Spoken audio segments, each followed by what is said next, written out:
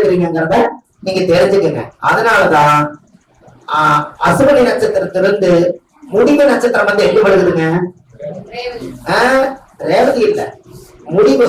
பாட்பாட்டா வாங்க. முகம்பை 27. கரெக்டா சொன்னீங்க. ஆயுத நட்சத்திரத்தோட ஜென்மம் முடிஞ்சது. மறுபடியும் என்ன ஆகுதுங்க? மக நட்சத்திரம் இனப்பெருக்கம் ஆகுது. மக நட்சத்திரம் இனப்பெருக்கம் ஆகுது. மகன் வந்து எனக்கு இல்ல, மக இனப்பெருக்கம் மறுபடியும் ஆகணும்னா அங்க வந்து 9 நட்சத்திரம் முடிஞ்சிருச்சுன்னா அப்புறம் யாரு உயிரை உருவாக்குறது? அத சொல்ல வரேன். மக நட்சத்திரம் ஆணிலையும் பூர நட்சத்திரம் பெண்ணிலையும் ரெண்டும் யோனி பொருத்தம். ஆணும் பெண்ணும் சேர்ந்து ஒரு இனப்பெருக்கமாகி 16 நாளைக்கு ஒருக்கா குட்டி போடுறது எலிக்குட்டி மட்டும்தான். அதனாலதான் அங்க கொண்டு போய் மக நட்சத்திர ஆணிலையும் பூர நட்சத்திர பெண்ணிலையும் வச்சு காலச்சக்கரத்துக்கு 5ஆம் இடம் உத்தரஸ்தானம் வச்சாங்க. அதனாலதான் இனப்பெருக்க குழந்தை உருவாச்சு. அந்த இடத்துல இருந்து மறுபடியும் எங்க வர்றீங்க? கேட்டுக்கு வந்துடுறீங்க. இங்க ஒரு யுகம் முடிஞ்சது. கேட்டுல இருந்து ரேவதிக்கு போறீங்க. கரெக்டுங்களா ஐயா? அப்ப புதன் தான் முடிக்கிறார். கரெக்டுங்களா?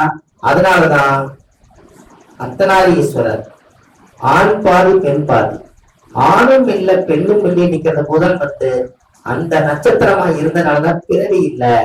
அப்ப மறுபடியும் உற்பத்தி ஆகி ஆகணும். அதனாலதான் காலச்சக்கரத்துக்கு கடவுள் தாண்டி கொண்டு போய் 5ஆம் இடம் சிம்மத்தை கொண்டு போய் வச்ச சூரியன் கரு வளர்ச்சி அப்படி வச்சிருக்காங்க.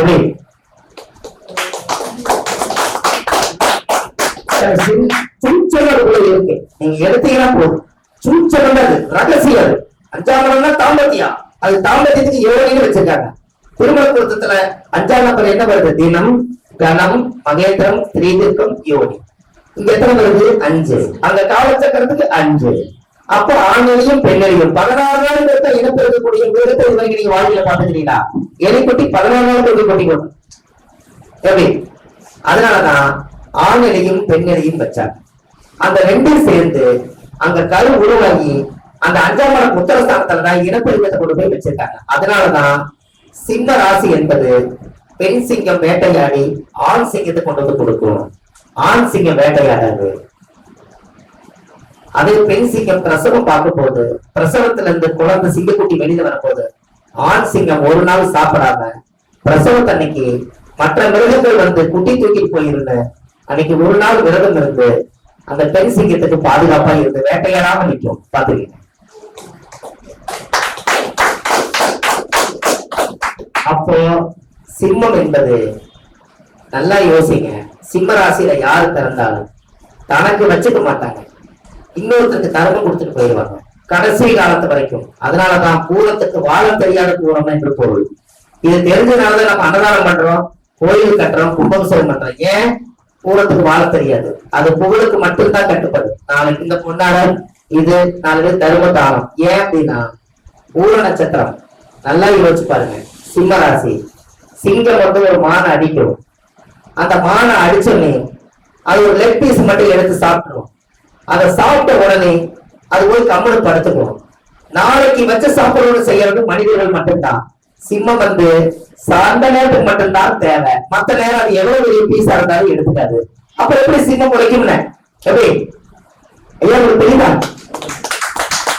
எந்த காலத்துக்கு உழைக்க முடியாது சிம்மம். அரசியல், தேர்தல், புகழ் உச்சி வரைக்கும் போயிட்டு வரும், கடைசியில ஒண்ணும் இல்லை.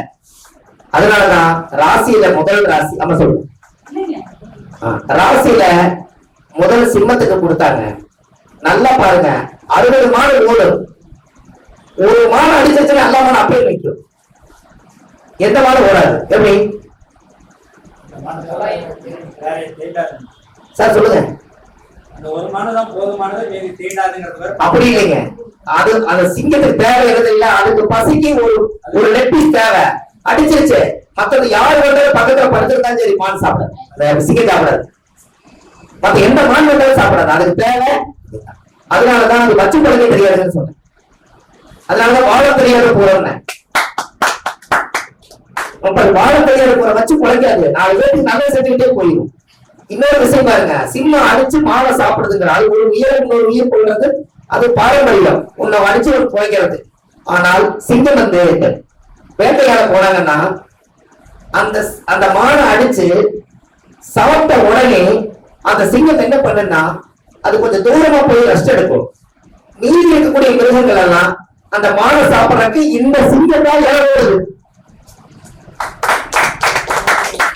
அடிக்க முடியல, சிங்கத்தினால முடியுது. அப்ப அதுதான் இறங்குறது. பேட்டுக்கே போறாங்க. இப்பதான் மாவு சுழத்துதான் அடிச்சிருக்குது. ஒரு காலையில சடை பிடிச்சிருக்க சிங்கம் சரி விடு அப்படின்னு சொல்லி போட்டு தூக்கிட்டு வேட்டைக்கு வந்தவர் என்ன பண்ணிடுறாரு, மானை அடிச்சு போய் கொடுக்கறாரு இல்லையா. சிங்கம் என்னைக்கு ஏமாந்துரும். ஒரு விவசாயி நினைச்சுக்காதீங்க, அது வாழ தெரியாது. காரணம் என்னன்னா, ஒரு நாள் நரி வந்து சிங்கம் என்னன்னு பாத்துருச்சு. அது கேட்டிருக்குது, என்னை இவ்வளவு தூரம் எல்லாத்தையுமே அடிச்சடிச்சு கொள்வையே, நீ என்ன அடிச்ச முடியுமான்னு கேட்டிருக்குது. யாரு? நரி. உடனே சிங்கம் பார்த்துருக்குது, என்னடா காலையில உனக்கு டைம் சரியில்லையாட்டு இருக்குதுன்னு. உனக்கு தெரியுமா என்னை பத்தி, என் பவர் என்னன்னு உனக்கு தெரியுமா, என் பின்னாடி நீ வந்து பாரு, என் செல்வாக்கலை என்னன்னு உனக்கு தெரியும் இருக்குது. சிங்கம் உடனே ஏமாந்துருச்சு. என்னடா அது, இவன் பின்னாடி போனா என்ன கண்டு எல்லா பேரும் பயப்படுறாங்க, உன்னை கண்டு பயப்படுறாங்களா, இது நான் இது வரைக்கும் காணவே இல்லையே, நீ என் பின்னாடியே வா, எத்தனை மிருகங்கள் என்ன கண்டு ஓடி வருன்னு நேரம் நரி முன்னாடி ஓடி போயிருக்குது. பின்னாடி சிங்கம் வந்திருக்குது. கரடி துப்புரு துப்புரு ஓடியாது இருக்குது. ஐயோ எனக்கு நேரம் தெரியல, சிங்கம் வராது அனுப்பாட்டு ஓடிடுச்சு. நரி கூப்பிட்டு சொல்லியிருக்குது, பாத்தியா இத்தனை நாள் உன்னை கண்டு ஓடிச்சு, இப்ப என்ன கண்டு ஓடுது, மறுபடியும் யானை அங்கிருந்து வந்திருக்குது. சிங்கம் என்ன பார்த்தனே, ஐயோ சாமி நம்ம குரலை தப்பிச்சதுன்னு ஓடிடுச்சு. நாலஞ்சு மிருகத்தை பார்த்தது. ஓ ரைட் ரைட் ரைட், சரி உன்னை கண்டு பயப்படுறாங்களா நாட்டுல, சரி ரைட்டு, நீ இனிமேல் உன்னை நான் தொட மாட்டேன், ஏன்னா நீ உன்ற வேலை உன்ற ரோட பாரு, நான் என்ற ரோட பாருன்னு நரி தந்திரமா தப்பிச்சிருச்சு. அதனால நரி தந்திரம். எப்படி எப்படி சிங்கம் தோற்று, கடைசியில அதான் நடந்தது. கடைசியில சார் சிங்கம் தோத்துருச்சு. தோத்துரும், விவரங்களுக்கு விளையாட கூடாது. சிங்கம் தோத்துருச்சு. ஏன்னா இருக்க வரைக்கும் நான் தாங்களா சார், உண்மையா அவனை சொல்லிடுறேன்.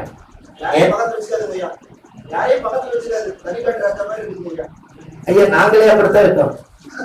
தனிப்பட்ட இப்ப நீங்க இங்க என்னை கூப்பிட்டீங்கன்னா இன்னொரு பக்கம் போய் எங்க கூட எங்க இருக்குது நான் யோசிச்சு பார்த்தா நல்லா வரும். திருப்பூர் வழியில் போகணுமா அப்படித்தான் தூக்கிட்டு இருக்கிறோம், காடு தெரியாம. அதாவது என்ன கேட்டீங்கன்னா, வாழ்க்கையே 30 வருஷமா தோச்சிட்டு குழைச்சிட்டு என்ன பாருங்க, வாழவே இல்லையே. அது வாழ தெரியாத போற எல்லாமே இறைவன் வச்சுக்கிற மாதிரியே இருக்கும். காசு பணம் பேரு புகழ் எல்லாம் கொடுக்கும், எதுவும் அவருக்கு உதவாது. இதெல்லாம் தெரிஞ்சுதானே ஆதரவற்ற மாதிரி அடக்கம் பண்றோம்.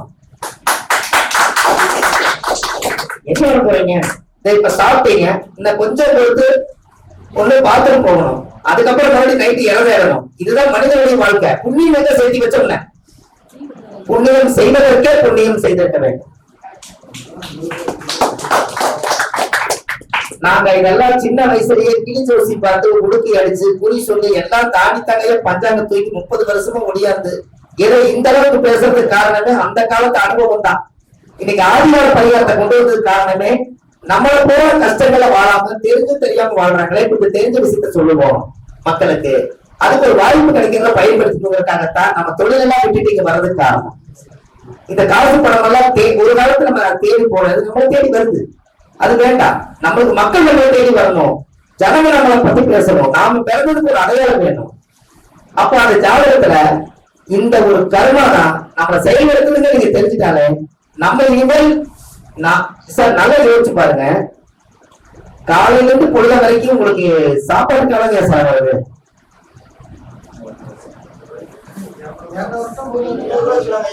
சார் காலையில டிஃபன் 50 ரூபா, மத்தியான சாப்பாடு 100 ரூபா, நைட் டிஃபன் 200 ரூபா முடிச்சு.